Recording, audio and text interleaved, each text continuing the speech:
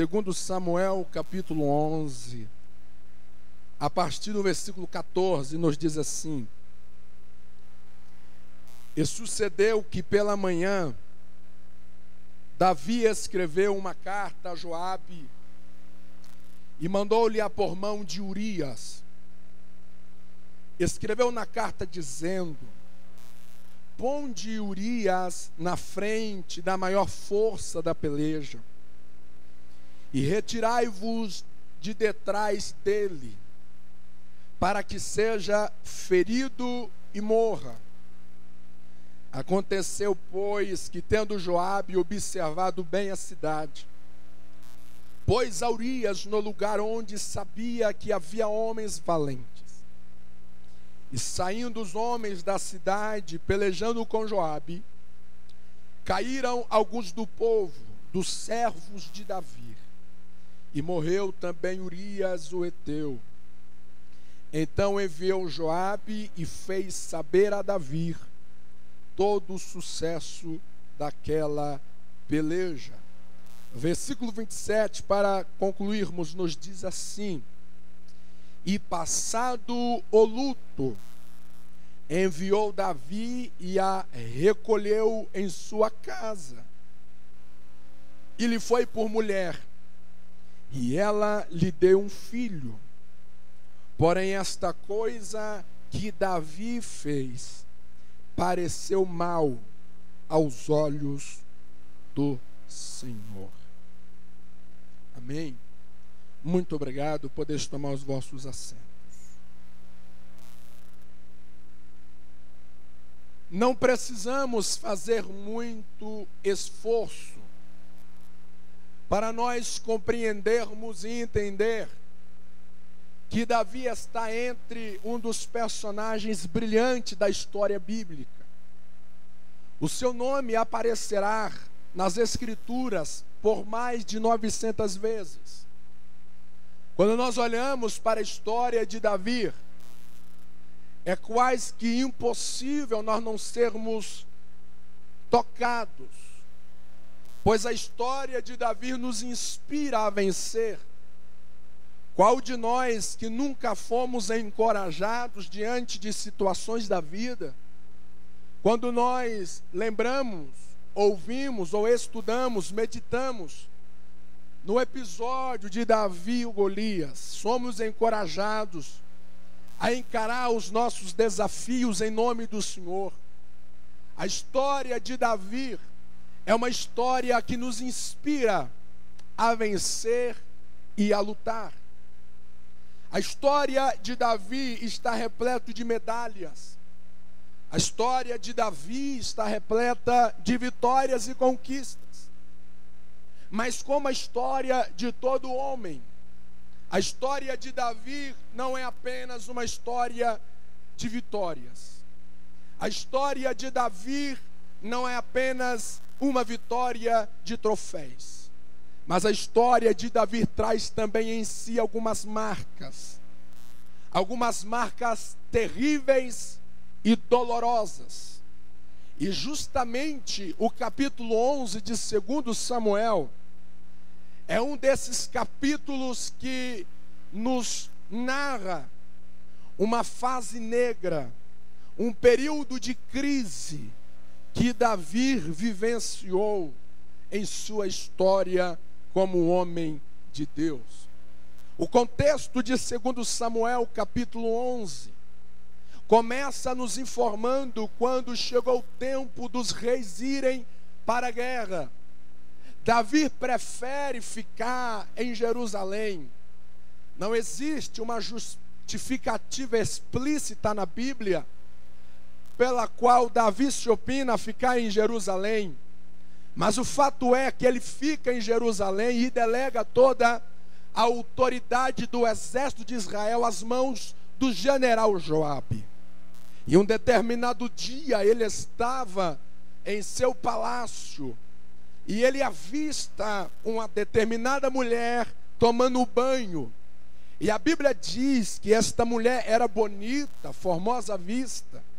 E esta mulher enche os olhos de Davi e ele a cobiça. No outro dia, Davi manda um mensageiro para coletar alguns dados e informações desta mulher.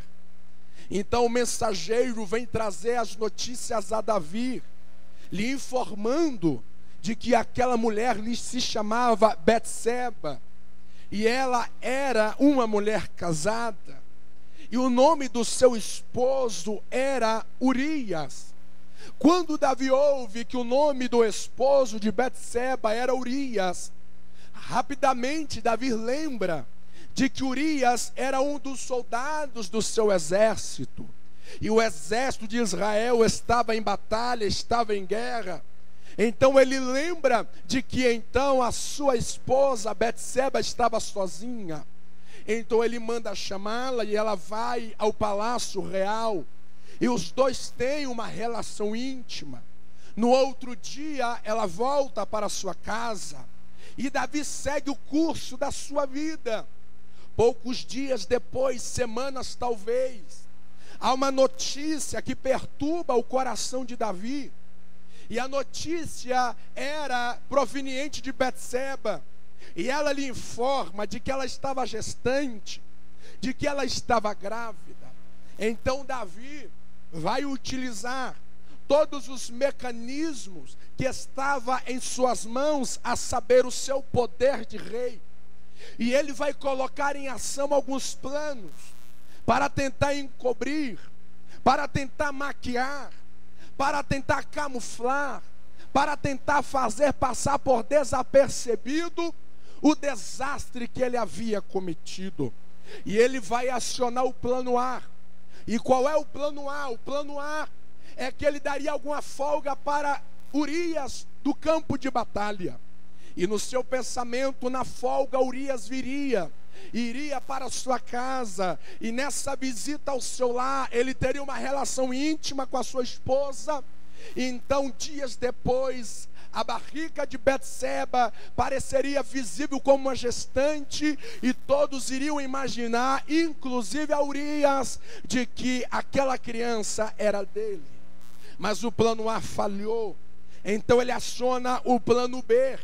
E qual era o plano B? O plano B é que ele embebedou Urias.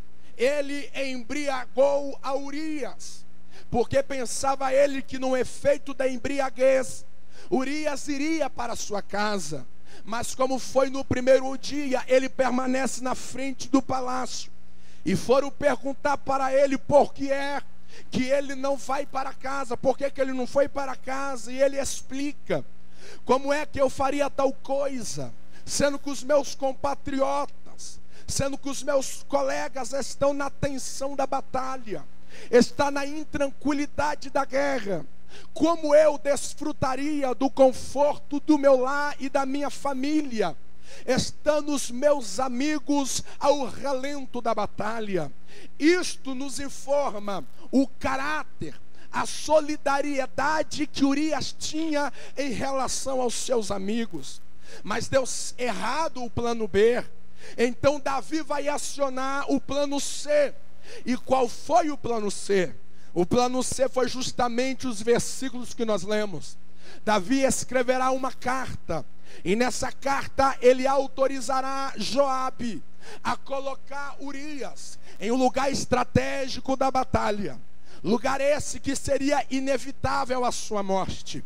Joabe recebe a carta por mão do próprio Urias, e ele coloca Urias como mandado do próprio rei. E a Bíblia diz que Urias morre. Joabe faz saber a Davi a notícia. Então Davi espera os dias de luto se passar, que era de 7 dias, e ele toma Betseba com a sua mulher, e a vida segue o seu curso normal. A vida continua na naturalidade dos fatos. E é exatamente isso que me incomoda ao ler esse texto. Porque se nós chamássemos um psicólogo, se nós chamássemos um psiquiatra, se nós chamássemos um psicanalista, eles iriam analisar o comportamento de Davi. E quem sabe que alguns iriam dizer que Davi foi um psicopata. Porque Davi vai programar um assassinato. Davi vai projetar previamente um homicídio. Davi vai trair friamente um soldado fiel que defendia a bandeira pela qual ele era rei. Davi vai tratar com muita normalidade todo este cenário sangrento de traição, de morte e assim por diante. Quem sabe quando você olha para esse texto, você irá dizer: pastor Alessandro, verdadeiramente Davi falhou, verdadeiramente Davi praticou algo abominável, verdadeiramente Davi fez uma tragédia, verdadeiramente Davi, ele fez algo horrível, algo horrendo. Verdadeiramente Davi fez algo diabólico. Quem sabe você esteja pensando em alguma palavra negativa que qualifica a atitude de Davi, e todas as palavras negativas se encaixam no comportamento frio, maquiavélico que Davi se procede nesse texto. Mas o que eu quero chamar a sua atenção esta noite é que enquanto eu e você podemos pensar em caracterizar esta atitude como algo horrível, abominável, Davi vai chamar tudo isso de sucesso. Davi vai chamar este cenário de sangue, Davi vai chamar este cenário de traição, Davi vai chamar este cenário de pecado como se fosse algo de sucesso. E o que eu quero chamar a nossa atenção é que até aqui Davi já conhecia Deus. Aqui Davi já tinha experiências profundas com Deus. Quantas batalhas ganha, quantas vitórias alcançadas, quantos salmos que ele já havia escrito em sua história de vida. Mas em um dado momento Davi se perde. Em um dado momento Davi entra em uma crise de valores, e ele perde a noção dos critérios divinos, e ele começa a olhar para uma situação, e ele chama esta situação de sucesso.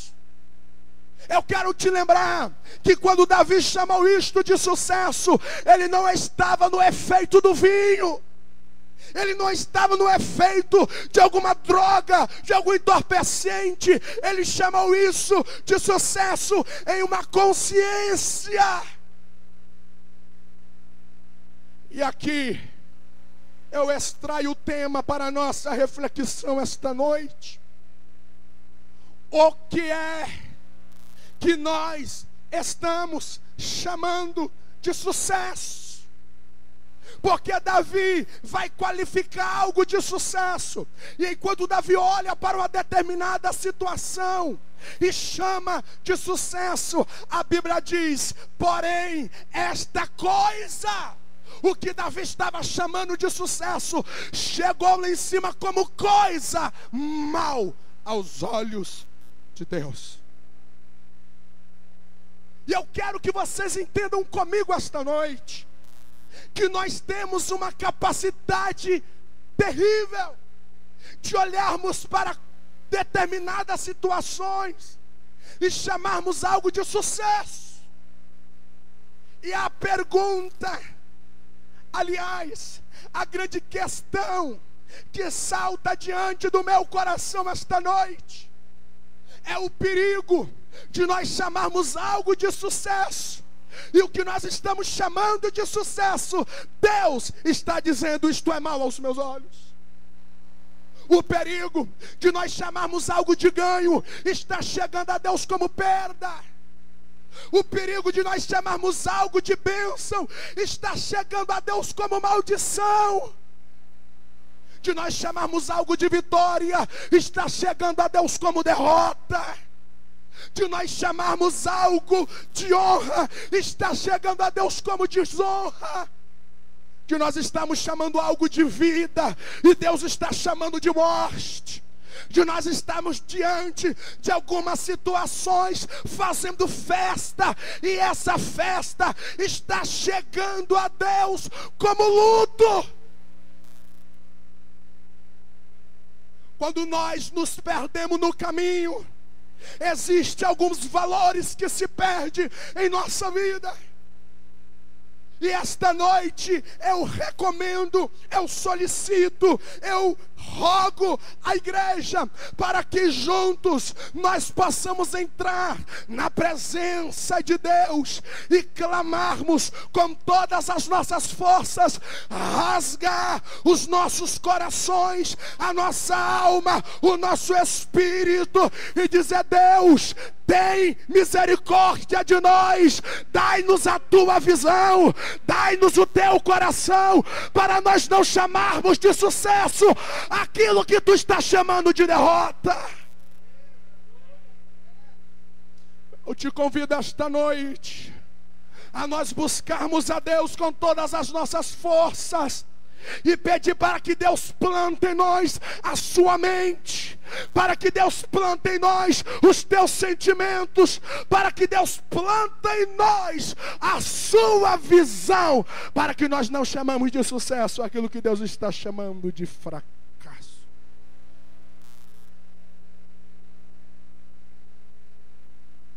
E esta noite eu venho até vocês para mostrar algumas coisas que nós estamos tendo conceitos equivocados. Quantas conclusões equivocadas que nós estamos tendo da vida cristã. Quantas coisas que nós estamos concluindo que está chegando diante de Deus como algo terrível.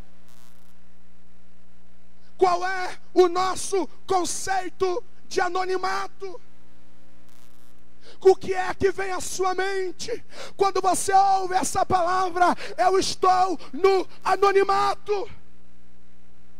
Infelizmente, o Brasil tem sido bombardeado por algumas filosofias desatualizadas das Escrituras. Os nossos compositores, desavisados da Bíblia, tem composto hinos que têm sido cantados em nossos púlpitos, provocando ao povo a pensar que anonimato é um período de provação, que anonimato é um período de deserto. E muitos têm olhado para o anonimato como se fosse o pior período das suas vidas. Quantas pessoas têm orado, quantos pregadores oram, quantos cantores oram, quantos pastores oram, dizendo: Deus, tira o meu ministério do anonimato, porque eles receberam uma informação antibíblica de que anonimato é algo horrível, que anonimato é algo desprezível. Quem disse isso para nós? Quem nos ensinou isso? Que anonimato é um período ridículo da nossa vida. Enquanto nós estamos olhando para o anonimato como sendo algo horrendo, como sendo algo ridículo, como sendo algo que deve ser repugnado, Deus olha para o anonimato dizendo: o meu anonimato para a sua vida é a minha proteção para a sua vida. O anonimato não é maldição. O anonimato não é um período ridículo que Deus está nos escondendo. Não. E vamos pelas Escrituras. Quantos homens, quantas mulheres de Deus que fizeram grandes coisas para Deus e os seus nomes não apareceram? O que você me fala daquela adolescente que levou Naamã até Eliseu? O que você me fala daquele menino que levou os 5 pães a Jesus? O que você me fala dos apóstolos? Era quantos apóstolos que Jesus escolheu?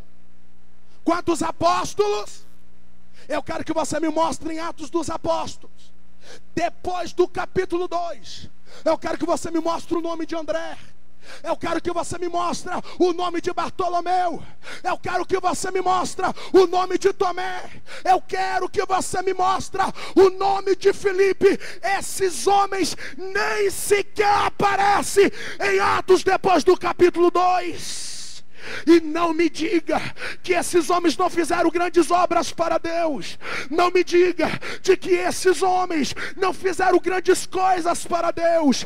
Porque aqui no livro de Atos dos Apóstolos, depois do capítulo 2, só aparece Pedro, Tiago e João. Sabe por quê? Porque aqueles que terão ministério, aqueles que terão o nome em destaque, é para poucos. A maioria é o chamado ao anonimato.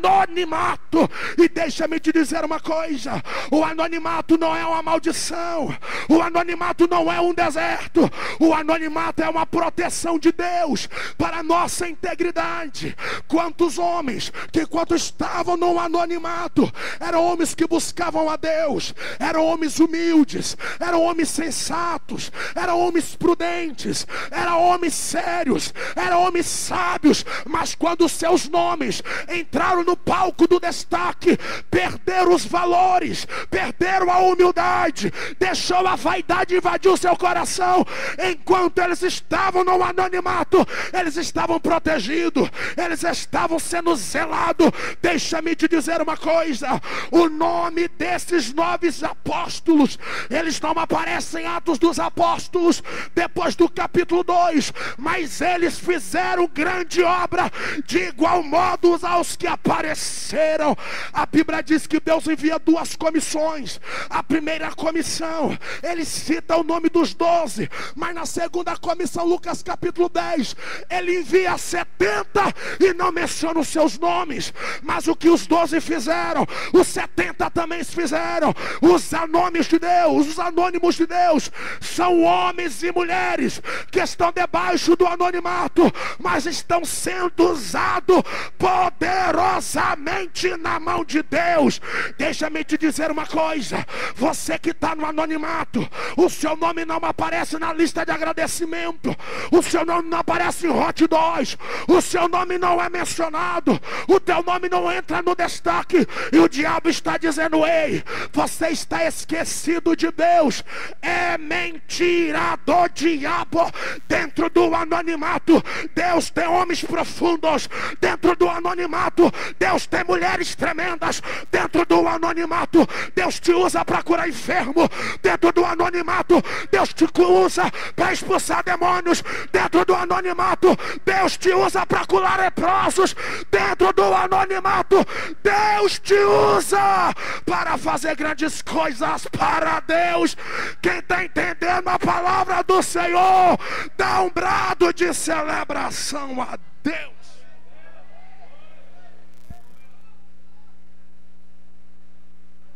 Enquanto os homens estão olhando o anonimato como algo ridículo, Deus está olhando para o anonimato dizendo: eis a minha proteção para tu continuares na minha integridade. Então não busca status, não busca reconhecimentos dos homens. Se Deus tem um chamado de destaque da tua vida, vai acontecer no tempo de Deus, mas nunca busque isso. Deixa Deus fazer no seu tempo e ponto final. Qual é o nosso conceito de servir a Deus? Deixa eu lhe fazer uma pergunta. Quantos aqui servem a Deus? Digam amém. Você tem certeza disso? Amém? Então eu quero que você me explique. Atos 17, 25. Que nos diz que Deus não é servido por mãos humanas. Você é humano, sim ou não? Você é humano, sim ou não? Então como é que você serve a Deus? sendo que Deus não é servido por mãos humanas. Aí você vai dizer: não, pastor Alessandro, eu sirvo a Jesus. Marcos 10:45. Porque o Filho do Homem não veio para ser servido, mas ele veio para... Como é que você serve a Jesus? Será que ele não veio para ser servido? Como é que você serve a Deus? Qual é o conceito que nós temos de servir a Deus? Será que servir a Deus é você unicamente viver uma vida isolada, de jejum, de oração, de consagração e santificação? Será que servir a Deus é apenas essa experiência, esta atitude e esta ação vertical? Deixa eu vos lembrar uma verdade. A única maneira de você demonstrar que serve a Deus, eu estou dizendo única, eu não estou dizendo a melhor, e eu não estou dizendo a maior maneira, eu estou dizendo a única maneira de nós demonstrarmos que servimos a Deus é nós servirmos o próximo. Está vendo? Está percebendo como é que o nosso conceito de servir a Deus às vezes está equivocado? Porque tem pessoas que levam uma vida de oração, de consagração, de santidade, de retiro, uma vida que eu não posso me envolver com os outros, eu não posso ficar perto dele ou daquela, porque isto vai comprometer o meu relacionamento, porque eu estou servindo a Deus. Aí ele vem ao culto, ele canta, ele ouve a mensagem, quando acaba, quando fala o amém do culto, ele já está na porta, já está indo para casa, porque a ideia dele servir a Deus é unicamente uma experiência vertical. Ei, deixa eu lhe falar algo sério aqui. Se o seu jejum, se a sua oração, não importa quantas horas no dia, no ano e no mês, não importa se toda esta ação de jejum, consagração, oração e santidade, se isso não resultar em benefício de pessoas além de você, isso não é servir a Deus. Alessandro, por favor, me dá uma informação bíblica de que a única maneira de eu servir a Deus é servir no próximo. Mateus capítulo 25, versículo 34. Naquele dia os justos olharão para Cristo. Cristo olhará para o justo e dizer: vinde bendito do meu Pai, e recebei a herança do reino que foi preparado para vós desde a fundação do mundo. Porque eu tive fome, vocês me deram de comer. Eu tive sede, vocês me deram de beber. Eu estive nu e vocês me agasalharam. Eu estive preso e vocês foram me visitar. Eu fui estrangeiro e vocês me hospedaram. Os justos olharão para Cristo, irá dizer: quando é que tudo isto aconteceu? E Cristo olhará para os justos e dirá: todas essas coisas aconteceram quando vocês fizeram aos meus pequeninos. Porque quando vocês fizeram isso, a mim vocês estavam fazendo. Olhe para cá. Como é que você serve a Deus, querido? Servindo o outro, servindo o próximo. Isso não pode sair dos nossos púlpitos, porque tem gente deixando esposa magoada em casa, tem gente deixando o esposo contrariado em casa, tem gente deixando pais nervosos em casa, tem gente deixando a família toda perturbada, em conflito e em luta, e vem para a igreja cantando, chorando, falando em línguas estranhas e pensando que está servindo a Deus. Isto não é servir a Deus.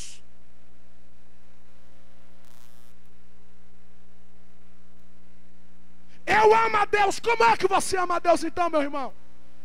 É você dobrar o joelho, é você cantar com os lábios e dizer: eu te amo, Deus. Eu te amo, Deus. Eu te quero, Deus. Não, não, não. Porque Paulo vai dizer no capítulo 4, versículo 20 da sua primeira epístola universal: se vocês dizem que ama a Deus e aborrece o seu irmão, vocês estão mentindo, porque a única maneira de vocês demonstrar que ama a Deus é vocês amando os seus irmãos. Então o que é servir a Deus, querido? Servir a Deus é você olhar para o seu irmão e ver nele a possibilidade de você servir a Deus. Como é que você dá o seu melhor para Deus, irmãos? É só dando glória a Deus mais alto? É só separando o seu melhor louvor? É só preparando o seu melhor sermão? Não! Também! Mas quando é que você dá o seu melhor para Deus lá fora? É quando for fazer uma cesta básica, você vai pegar o seu melhor arroz. Quando você vai doar uma peça de roupa, você pega aquela que enche os seus olhos, que você só usa em Santa Ceia, em finais de semana e em festa. Você fala: Deus, eu vou doar esse melhor par de roupa. Aí você está dando o seu melhor para Deus. Quando é que você demonstra a sua fidelidade a Deus? Quando você demonstra fidelidade ao outro. Quando é que você dá um abraço em Deus, irmão? É quando você dá um abraço sincero, fraterno para o outro. Nós precisamos mentalizar que vida cristã não é um espiritismo. As pessoas estão desencarnando o cristianismo, pensando que cristianismo é você viver uma vida desencarnada no ar em êxtase. É profundamente línguas estranhas, é profundamente sobrenatural. Tudo isso faz parte, mas o polo, o cerne, o principal, o fundamento é o outro. Porque o meu Jesus, para entrar aqui, ele encarnou. Tem crente que quer viver desencarnado, irmão. Não. Quantas vezes nós tratamos o outro com tanta frieza? Viemos ao culto e decoramos aquela frase: Pai do Senhor, tudo bem? Aí o outro do lado de cá: tudo bem, a paz do Senhor, até o próximo culto. Quantas vezes corações dilacerados entram aqui dentro, com um semblante de alegria, mas o coração está em luto. Com um semblante de felicidade, mas o coração está em crise. Mas nós espiritualizamos tanto a vida cristã, que nós não temos a sensibilidade de perceber que durante o culto ela chorou muito, que durante o culto ela passou o tempo todo de cabeça baixa. Nós estamos muito frios para perceber a situação do outro. E como é que nós estamos dizendo que estamos servindo a Deus? Deixa eu lhe dizer uma coisa. Tudo aquilo que você pedir para Deus, que não for para benefício coletivo, você está pecando. Todo projeto de vida que você fizer, se esse projeto não beneficiar alguém além de você, você está pecando.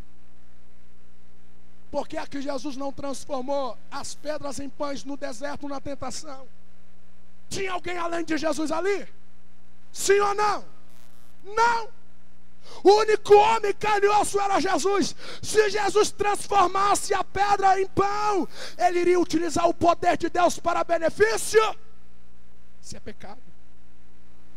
Porque é que na multiplicação dos pães Jesus multiplicou em um piscar de olhos? Porque aquele milagre era para benefício?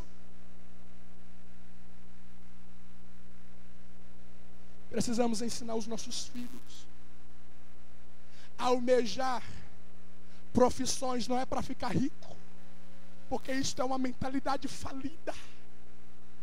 Precisamos ensinar os nossos filhos a almejar formações universitárias, para que em primeira instância, para que prioritariamente a sua profissão venha a ser para benefício de muitos. Porque muita gente não recebe o que pedem, porque está pedindo apenas para si próprio. Você sabe qual é a minha oração para 2012? Naquela passagem de 2 Reis, capítulo 4, eu já vi muita gente pregar na visão, na ótica do profeta Eliseu. Eu já vi muita gente pregar na ótica da viúva. Mas orei, Deus, no ano 2012, eu quero ser aquele vizinho que emprestou vasilha. Eu disse, Deus, me dá muitas vasilhas, porque eu quero distribuir para o máximo de pessoas possíveis, para que quando eles receberem as minhas vasilhas, possa ser instrumento para o milagre se manifestar em suas casas. Toda a sua oração, todo o seu jejum, toda a sua unção, isto precisa converter em bênção na vida das pessoas. Porque servir a Deus é você servir o outro. Na festa da Páscoa, vinham judeus de toda parte de Israel e do mundo. E houve uma Páscoa que veio um homem chamado Simão Cirineu. Ele veio do norte da África. E ele ficou hospedado no campo, porque Jerusalém já estava cheio, não havia mais vaga nas hotelarias. E chegou um dia que ele sai do campo para ir ao templo, sacrificar, oferecer a oferta. E no caminho, ele encontra um homem feio, sangrento, desfigurado, deformado, todo torturado. E alguém disse: ajuda este homem a carregar essa cruz. Quem sabe Simão Cirineu pensou: nossa, vai comprometer toda a minha programação do templo. Eu queria encontrar Deus lá no templo, eu queria servir a Deus lá no templo, mas agora vai sujar a minha roupa. Vou ter de voltar, que não vai dar mais tempo. Mas dias depois, Simão Cirineu se lembrou, aliás, percebeu, de que aquele homem ensanguentado, desfigurado, era o próprio Deus. Tem muita gente que está querendo servir a Deus aqui dentro, está deixando muitas coisas lá fora, que são coisas que ele poderia servir a Deus. Você sabe qual é a pior coisa que está sendo mentalizado entre nós? As pessoas estão pensando que culto começa e termina aqui dentro. A pessoa passa o dia todinho vivendo uma vida desatenciosa, vivendo uma vida desapercebida. Quando está dando 7 horas, eu tenho que tomar banho, porque vai começar o meu culto. Meu Deus. Foi por isso que o fariseu e o escriba não ajudou aquele homem quase morto, porque eles pensavam que culto só começava e terminava aqui dentro. Quando é que começa o seu culto? É quando você acorda, olha para a esposa, afaga a cabeça dela, diz: bom dia, meu amor, bom dia, meus filhos. É quando você chega no serviço, trata bem os seus colegas. É quando você passa na rua, é quando você abre um sorriso para o outro, é quando você alenta um coração em crise, é quando você conforta um coração desesperado. Aí quando nós chegamos aqui dentro, muita coisa foi gastada ao longo do dia, muita coisa foi esgotada. Aí nós chegamos aqui dentro dizendo: Deus, eu preciso de mais unção, eu preciso de mais graça, eu preciso de mais autoridade. E Deus enche, e Deus enche, e Deus enche. Diz: vai, meu filho, continua o seu culto, que tem muita coisa para você fazer. Servir a Deus não é apenas com o microfone na mão. Trate as pessoas como se estivesse tratando o próprio Deus. E você estará fazendo uma grande obra para Deus. Pastor, como é que eu vou tratar ele bem? Sendo que ele me magoou, ele me entristeceu, ele me traiu, ele me frustrou. Como é que eu vou tratar ela bem? Ai, irmãos, Jesus está prestes para ser crucificado. Jesus vai dar uma aula do que é ser servo. Na última ceia, na última Páscoa, ele sai da mesa e começa a lavar os pés de João, de Pedro, de Tiago, de Tomé, Bartolomeu, Filipe, Simão, Zelote.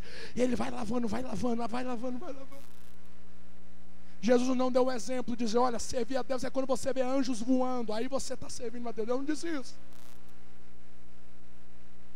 Aí quando chega no pé de Judas, Jesus disse assim: tira o pé daí, seu traidor.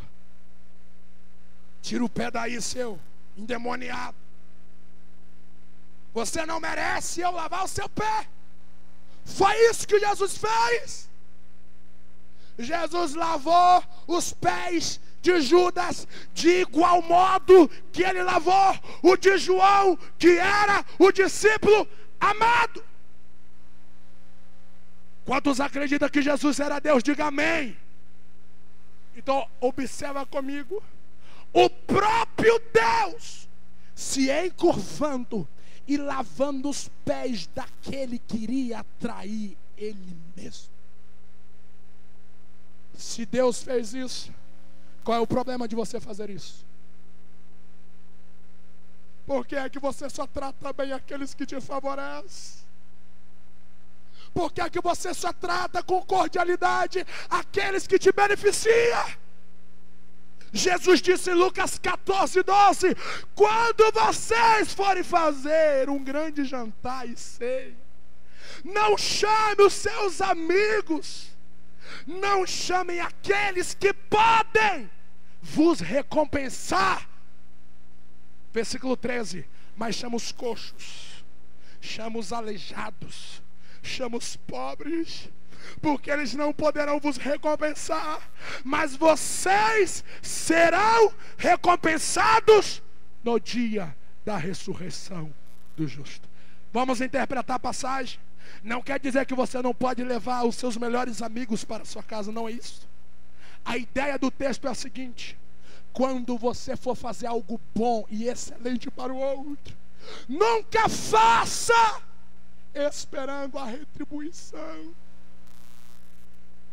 O que é servir a Deus, irmãos? É você acordar e ir atrás de pessoas. Eu quero abençoar vidas, Deus. Eu preciso abençoar pessoas hoje. Eu preciso alegrar pessoas hoje. Eu preciso ser o instrumento de bênção na vida de alguém hoje, Pai. Me dê pessoas, me dê pessoas, me dê pessoas para eu abençoar. E nunca espere. Eu te ajudei tanto no ano de 2011. Quero ver agora em 2012 se você vai me ajudar também. Isto não é servir a Deus. Abençoa a sua esposa.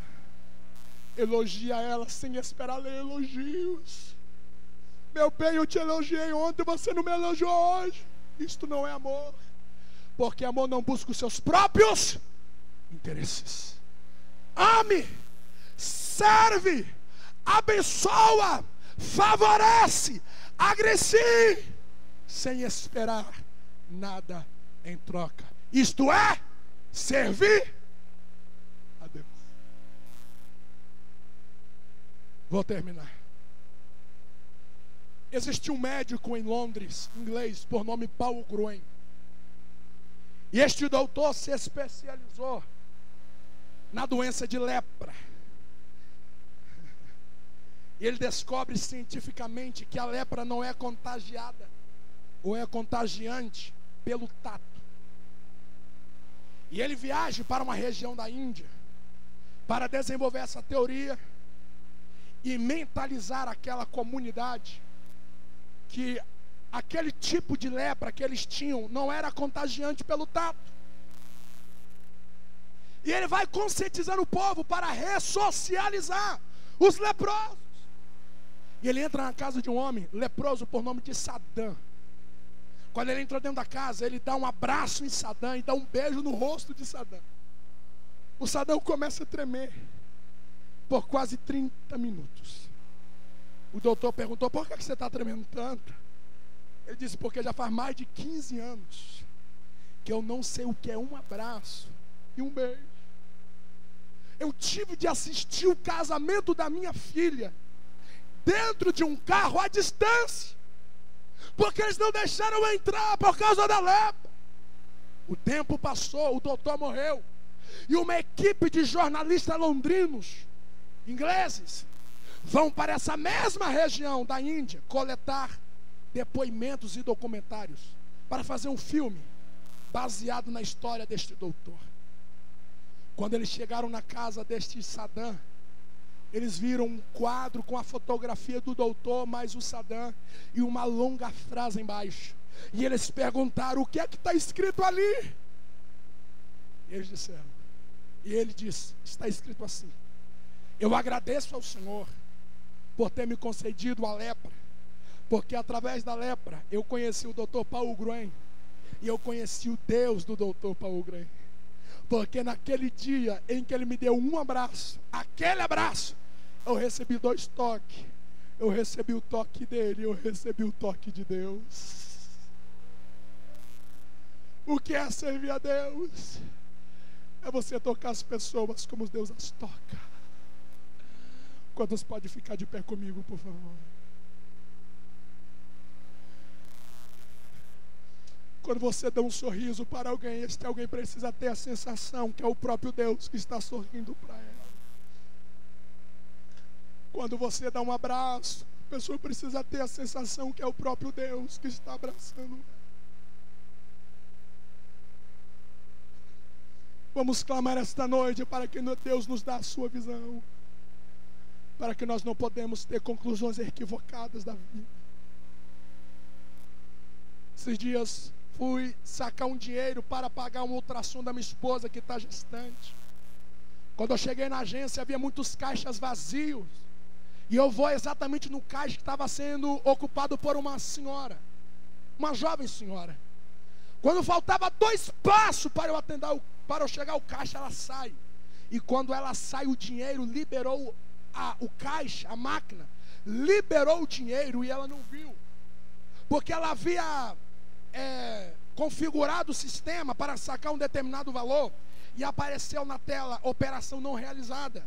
Mas a máquina realizou a operação e ela retira o cartão e vai saindo e o dinheiro é liberado.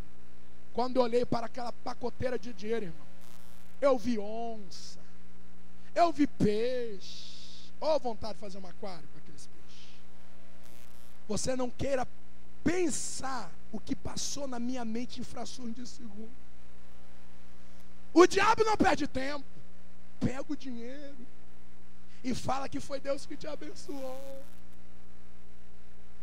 Eu tenho a convicção, eu tenho alguns amigos que teriam a audácia de pegar o dinheiro, vir no microfone e dizer: Deus supriu as minhas necessidades. Olha os conceitos de bênção. Eu peguei aquele dinheiro, devolvi para aquela senhora. Quando ela pegou o dinheiro, ela disse: você é cristão, né? Eu tenho certeza, irmão, que quando ela chegou em casa para contar para a família, em nenhum momento ela lembrou do diabo. Ela disse: Deus foi misericordioso comigo hoje. Você precisa se relacionar com as pessoas, e quando as pessoas se relacionar com você, elas lembrarem de Deus, elas lembrarem que estão sendo amadas por Deus, tocadas por Deus. Essa é a vida que Deus nos convida. Quantos quiserem receber a visão de Deus, o sentimento de Deus e o coração de Deus para a sua vida, eu quero orar por você aqui na frente, para que eu e você Não sejamos alguém que estamos chamando de sucesso aquilo que Deus está chamando de perda. Nós precisamos olhar para as pessoas da maneira que Deus as olha. Nós precisamos olhar para a vida cristã da maneira que Jesus olhava. Nós precisamos olhar para a vida da maneira que Jesus olhava.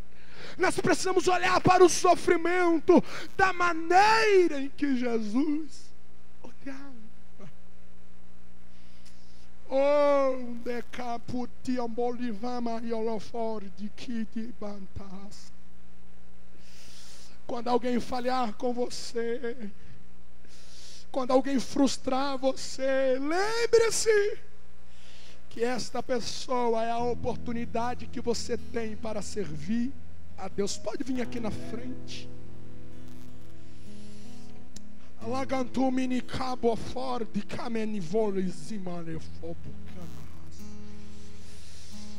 Algo que Deus está fazendo em corações esta noite. Deus está plantando uma nova visão no teu coração. Nós não vamos aplaudir aquilo que Deus está reprovando. Nós não vamos chamar de avivamento aquilo que Deus está chamando de sepultamento. Nós vamos qualificar as coisas e a vida da maneira que Deus as qualifica. Nós vamos tratar as pessoas como Deus as trata. Nós vamos tratar o pecado da maneira que Deus os trata. Nós vamos tratar o diabo da maneira que Deus o trata. Porque nós iremos viver não é segundo a nossa mente, mas é segundo a mente de Cristo. Nós não vamos viver segundo os nossos sentimentos, mas é segundo os sentimentos de Cristo. Nós iremos viver segundo a vida de Cristo. 1 João capítulo 2, versículo 6. Se você diz que está nele, você precisa andar como ele andou. Ore para que Deus plante em seu coração a sua visão. Porque é aí que o despertamento começa. É quando você olha as coisas, as situações como Deus as olha. Quem sabe você está pensando que a sua vida cristã vai bem, mas esse vai bem está cheirando mal às narinas de Deus.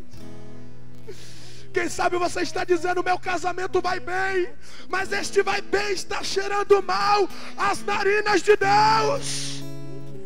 Quem sabe você está dizendo: o meu ministério vai bem, mas talvez esse vai bem está cheirando mal às narinas de Deus. Quem sabe você está dizendo: a minha vida de oração vai bem, mas esse vai bem pode estar cheirando mal às narinas de Deus. Implore a Deus esta noite, dizendo: Deus, não deixa-me ser enganado, não deixa-me ser persuadido, não deixa-me ser convencido por situações ridículas. Deus, inunda o meu coração da tua visão, inunda o meu coração do teu coração. Aleluia. Espírito Santo, nós estamos em tua presença esta noite. Pai, esta campanha é para um despertamento. Deus, quantas coisas ridículas nós estamos fazendo em nome de Deus. Pai, quanta frieza em nome de Deus. Pai, quantas pessoas estão fazendo um desserviço a Ti, estão pensando que estão Te adorando. Quantas pessoas, Deus, estão pensando que adorar é apenas cantar, que adorar é apenas louvar. Deus, ajuda-nos a entender que adorar é Te obedecer, que adorar é um estilo de vida, não é um ato apenas, que adoração é um perfil de vida. Deus, tira as escamas dos nossos olhos, tira o engano, Deus, tira o engodo dos nossos olhos. Precisamos de um despertamento. Precisamos, Pai, de sermos chocados. Precisamos olhar a vida cristã na perspectiva de Cristo. Precisamos olhar para o Evangelho da maneira que Jesus olhava. Deus, tem misericórdia de nós. Não deixa sermos iludidos pelas desgraças que nos vêm, só porque nos favorece, só porque nós saímos ilesos, Sabe por que ninguém descobriu?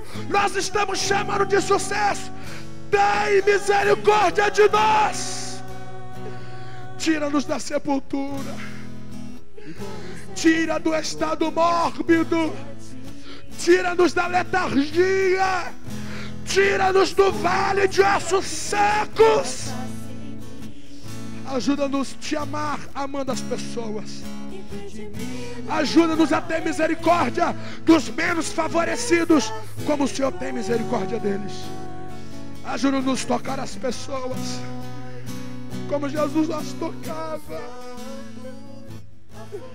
Já Deus, quando as pessoas tocavam em Jesus,